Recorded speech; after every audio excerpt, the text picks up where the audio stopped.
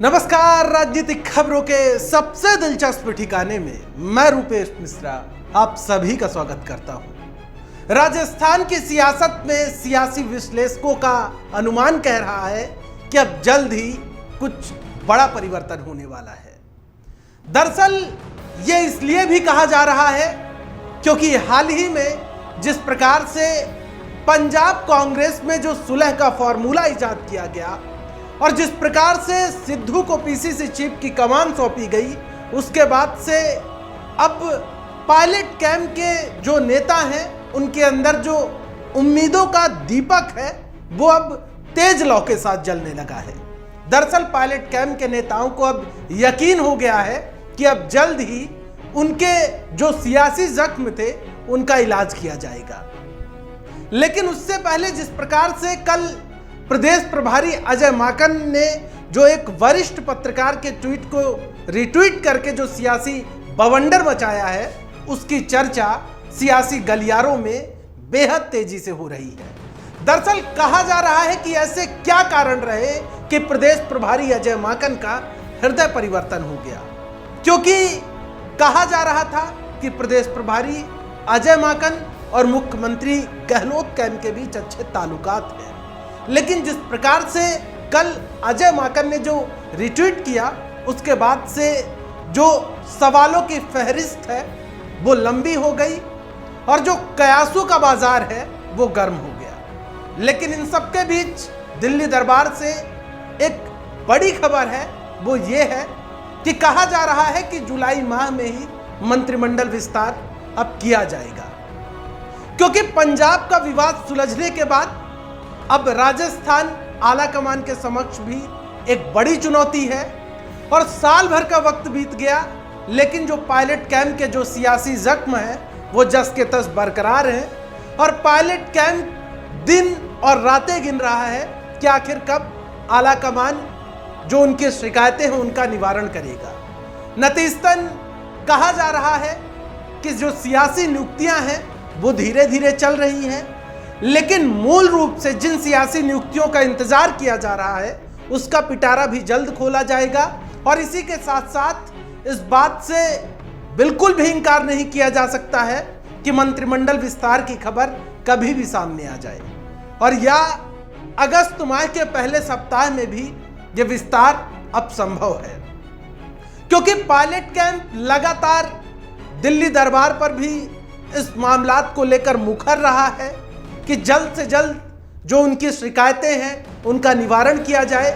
लेकिन पिछले एक साल से पायलट कैंप की जो शिकायतें हैं उनका निवारण हो नहीं सका, उसके पीछे कई कारण रहे। और प्रदेश प्रभारी अजय माकन बार बार ये कहते रहे कि जल्द ही मंत्रिमंडल विस्तार किया जाएगा, जल्द ही राजनीतिक नियुक्तियां की जाएंगी, लेकिन ऐसा हो ना सका। दरअसल उसके पीछे भी राजस्थान की राजनीति को गहराई से समझने वाले विश्लेषकों का कहना है कि राजस्थान में वही होगा जो मुख्यमंत्री गहलोत चाहते हैं और राजस्थान में वो तब होगा जब मुख्यमंत्री गहलोत चाहेंगे। और काफी हद तक ये बात अभी तक सच भी नजर आती रही। लेकिन जिस प्रकार से पंजाब कांग्रेस में जो राजनीतिक परिदृश्य बिल्कुल बदला, उससे अब यह अनुमान लगाया जाने लगा कि आलाकमान अब इस मूड में है कि राजस्थान में भी जल्द से जल्द कुछ बड़ा निर्णय ले लिया जाए और कुछ आमूलचूल परिवर्तन किए जाएं, क्योंकि जाहिर तौर पर यहाँ भी पायलट बनाम गहलोत की जो सियासी वर्चस्व की जंग है वो लगातार चल रही है। और अगर ऐसी ही चलती रही तो कहीं ना कहीं कांग्रेस पार्टी को एक बड़ा नुकसान उठाना पड़ सकता है। खैर, इन्हीं सब के बीच आज उस खबर की भी चर्चा करेंगे जो पूरे देश के साथ साथ राजस्थान में भी खासा चर्चाओं में है।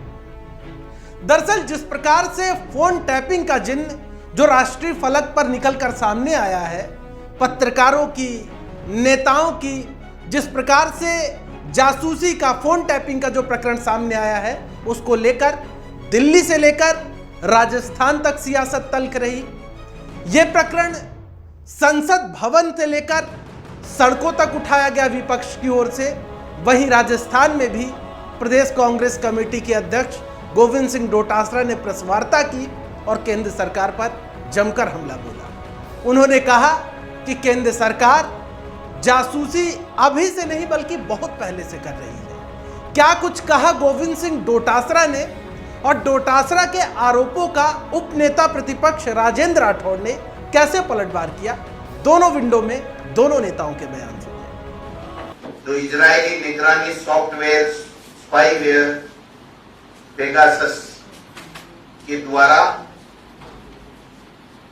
देश के तमाम विपक्षी पार्टियों के प्रमुख नेतागण, अपनी पार्टी के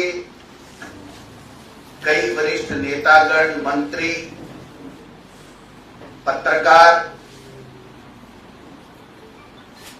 चीफ जस्टिस ऑफ इंडिया के से जुड़े हुए महिलाओं और कई लोगों के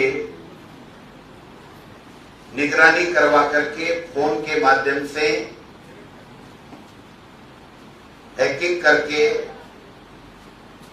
निजता का हनन किया है, राष्ट्रद्रोह किया है, संविधान के प्रति अपनी ली गई शपथ का दुरुपयोग किया गया है, उसका उल्लंघन किया गया है। इस मानसून सत्र में कांग्रेस पार्टी ने आरोप लगाया कि पेगासस